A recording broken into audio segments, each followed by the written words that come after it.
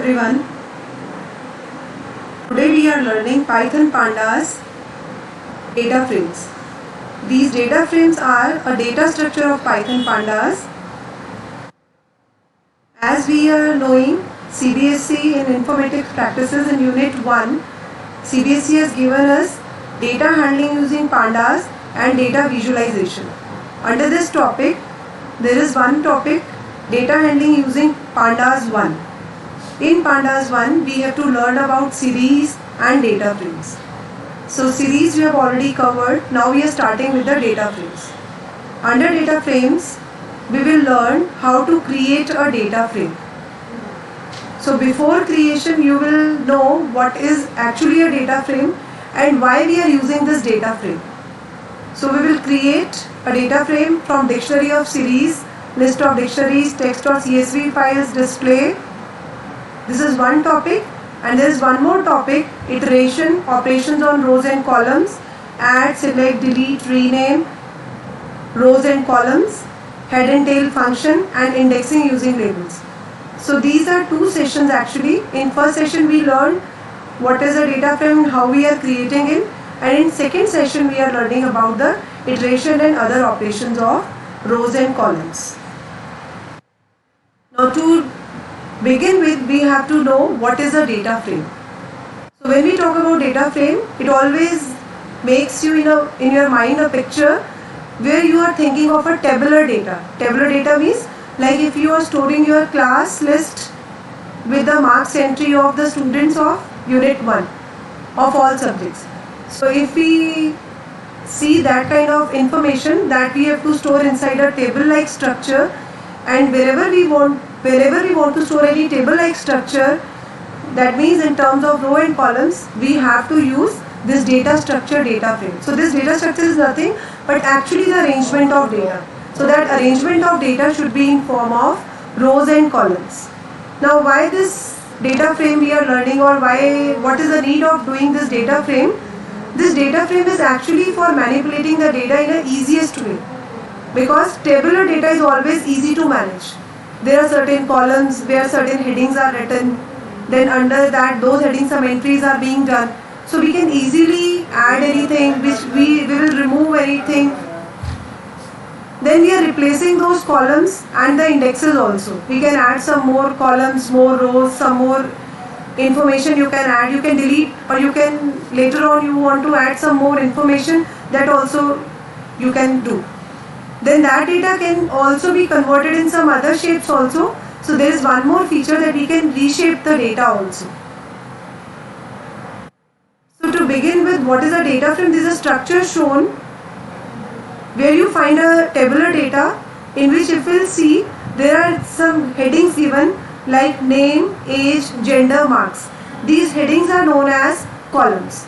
So we have specified also data frame is a two-dimensional structure. So two-dimensional means we are having the columns like name, age, gender and marks, and under those columns you are putting up certain entries. So those entries are like in this table we are having Kushal, Simran, Noor, George, Meera. So all these are my rows. So this name, age, gender, marks are called as column indexes, and what we have written in front of the names, that is 0, 1, 2, 3, 4. Because data frames is having a feature that it is creating the indexes automatically starting with 0. So these are known as the row indexes. So if we will see in my structure, we are having 5 rows and we are having 4 columns. And see the data which is encircled in red, means all the kind of data, if we will see like Simran 18, F 81.20, we call it as a data. And if you will see, this is all of different type. None of the data is similar to each other. So that is why it is written that it is a two-dimensional structure with heterogeneous data. Heterogeneous means dissimilar, which is not of same type. Somewhere you are finding string, somewhere you are finding integer, somewhere you are finding a character, somewhere you are finding a decimal value. So data is not of the same type. So these are actually certain basic features which we have already talked about, that columns are of different types. So if we see this example structure here, data frame here, then name is of type string, we are storing the string entries inside it. In age we are storing the integer values. In gender we are storing a single character. In marks we are storing the decimal numbers like 97.50 and other numbers entries. So that is, all the columns are of different types. Like one more feature, the size is mutable. What do we mean by mutable? Mutable means where we can make the changes. So size is mutable. That means you can make changes in the structure of this data frame. Like for this we are having 4 columns, name, age, gender and marks. I want to add one more column, class. So that is also possible here. So we can add a new column, class. Later on, if you feel that this age column is not required, even we can delete this column age from here. So this is that we can add any number of columns, any number of rows whenever we want. During the process of my code, I can do these modifications. So that is why we will say the size is mutable. If some student is not now in the present class, so we want to remove that student, so we will delete that row. Or we want to make entries of 5 more new students, that also we can able to do. So this is what we call it as size mutable. Then the next feature is its axes are labeled. Axis means we are having 2 axes which we are working on, like it is a 2-dimensional structure. So 2 axes means one axis is column and one axis is row. So the column axis is known by axis is equals to 1, and row axis is known by axis is equals to 0. So if we will see here, my column indexes are name, age, gender and marks, and my row indexes are 0, 1, 2, 3, 4. So this way we are having having 2 defined axes to work with the data frame. Now we can perform arithmetic operations on rows and columns. Like this time we have put up a percentile marks over here, but if in a table you are having the entries for different subject marks, and now you want to calculate the total, then compute the percentage, so we have to add all those subject marks over there. So all the kind of arithmetic operations we can perform. Like if in a table structure we have written some data, and on that data you want to perform certain calculations, like you are putting up some amount in your one column and then you want to calculate some interest or some other operation on that. So we can easily perform any kind of arithmetic operations on my data frame.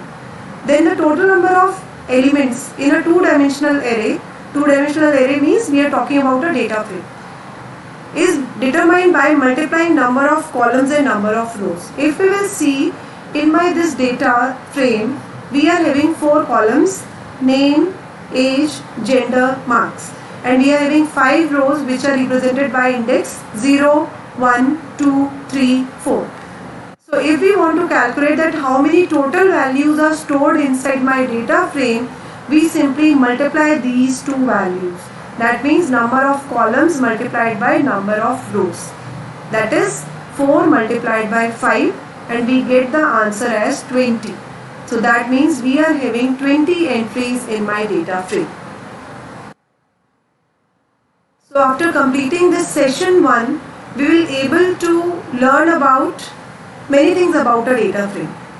The first thing is we know what is a data frame. You will able to define it that it is a 2-dimensional structure which is able to store different kind of entries, that is heterogeneous data, and it is representing a tabular data which is in terms of rows and columns. Then we learn about various features, that we can add new columns, we can delete, we can do some arithmetic operations also, we can do some processing also, we can access the different type of data by different means also. So we will learn about different features also. Then the basic learning of this session is to create a data frame. So there are various methods to create a data frame, like we can create a data frame using a list, using a dictionary, using a series, using a data frame, and even using the CSV or text files.